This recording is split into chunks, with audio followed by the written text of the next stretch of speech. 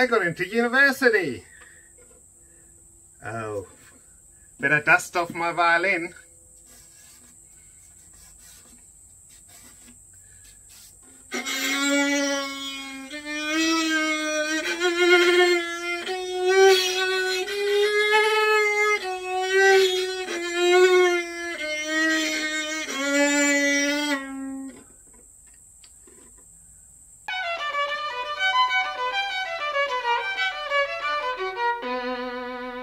Hi guys! Is your instrument holding you back? Are you about to go back to school or university and you're thinking, is my instrument really going to be good enough? Is it going to help me reach my goals? So one of the biggest ways an instrument holds a player back is through the tone. Like if an instrument doesn't produce the kind of sound that you need as a player to really express yourself. Now, all of us are different. Have you ever tried to play a prank on someone and pretended to be someone else? It's pretty hard to pull that off because your voice is so recognizable. It's very hard to kind of change the sound of your voice. And your instrument's similar, like the instrument really has to work for you and for the kind of tone that you want to produce. So one of the things with the sound is firstly the character of the sound, like it's the way you want to represent yourself or the way you want to sound. Is it like with a slightly sweeter sound, with a louder sound, with a really out there sound, or really introverted sound? You know, it all depends on your character, the kind of music you want to play and how you want to be heard. What about projection? Is the instrument projecting right for you? Sometimes certain instruments just won't quite project enough, especially the deeper sounding instruments. Quite often they don't have such a strong projection. Finally, it could just be that your teacher doesn't like the sound of your instrument. You might personally like it, but your teacher doesn't like it. And that in a way could hold you back with your, with the way you're being taught. Personally, I think that what's most important is that you're really happy with the sound, because when you're really happy with the sound, you're just going to play better. But if your teacher or the audience isn't happy with the sound, obviously that's going to hold you back in some way.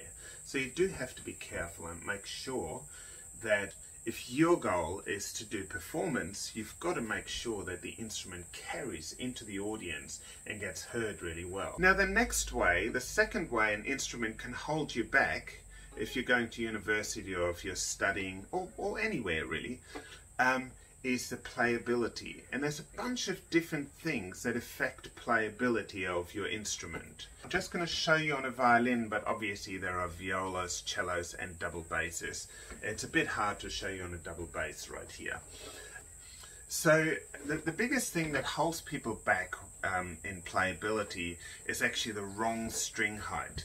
When the strings are way too high, like the string action is way too high, it can make it too hard to press the strings down, and that will actually slow you down during fast passages, and it can make it really hard to do double stops. And secondly, it's like weightlifting two heavy weights, so it's probably not worth it. So you've got to make sure that's all right.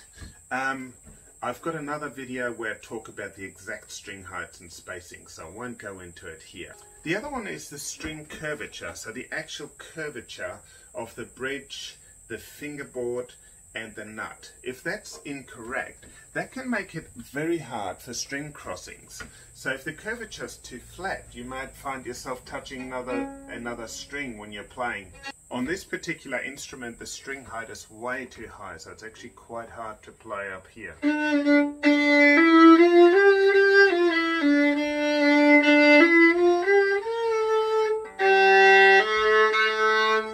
Now the other one is the curvature. So if the curvature is incorrect, you may touch another string while playing one string. So you might be playing on the D, but you're actually accidentally touching the A.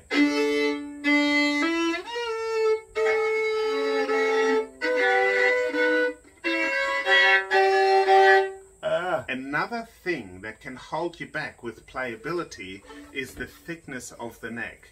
If the neck is way too thick or too wide, it just might make it really hard to move around the fingerboard. Finally, the menture could be wrong. Now, the menture is the proportion between this part here from the bridge to the edge and this part here from the edge to the nut. So that is 3 parts to 2 parts. The menture is out by 1 to 3 millimeters. It can actually really make it hard to play in tune because you will have learned it differently on different instruments, and then if you shift to another instrument, it'll become really hard to unlearn what you've learned if the menture is wrong. The final thing is the neck projection. If that is wrong, and in this case that's actually the case, the neck projection is down way too far and that's making the bridge way too high, that can actually affect the sound as well as the playability. Now finally, the thing that can be holding you back is you might just have a too basic instrument.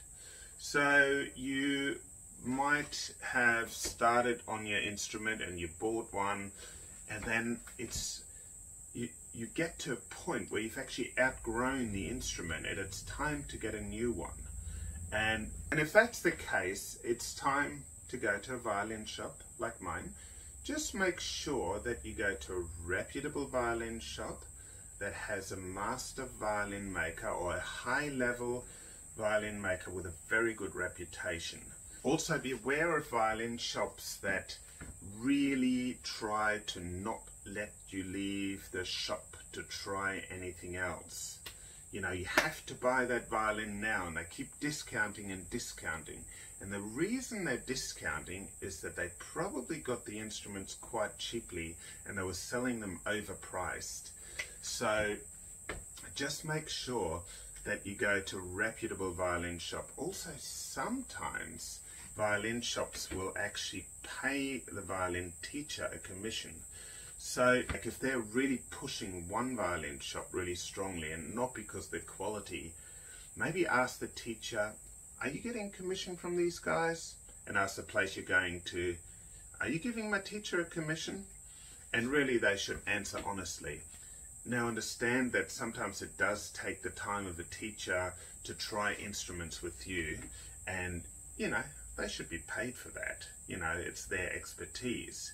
But it shouldn't be like a covert thing where, you know, they're really pushing the lesser quality instrument on you because they're going to get a commission.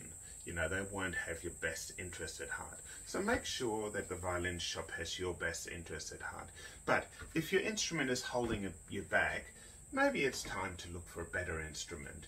And you know, the sky's the limit, but you can actually get some really good instruments that aren't too pricey. So how do you find out if your instrument is holding you back?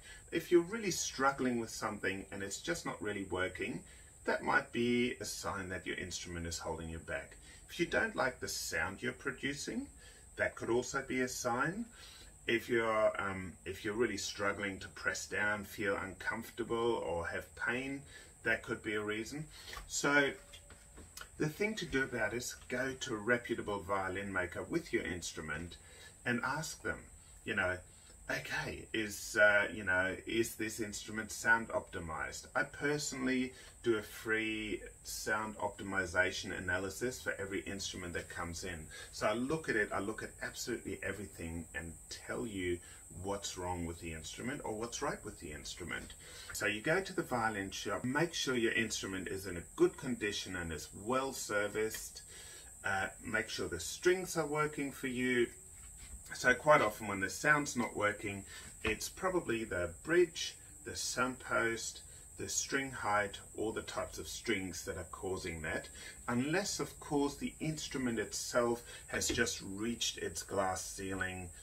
No, it's not a glass ceiling. It's reached its ceiling, and you know, there's just nothing more you can get out of that instrument, and then it'll be time to upgrade.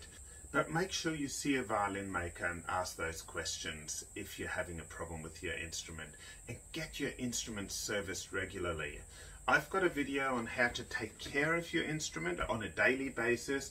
I'm about to post a video on how to take care of your instrument longer term. And in the end, Just make sure that you have your instrument in its best possible state so you can actually really move forward and reach your goal as a string player. Have a great year. See ya!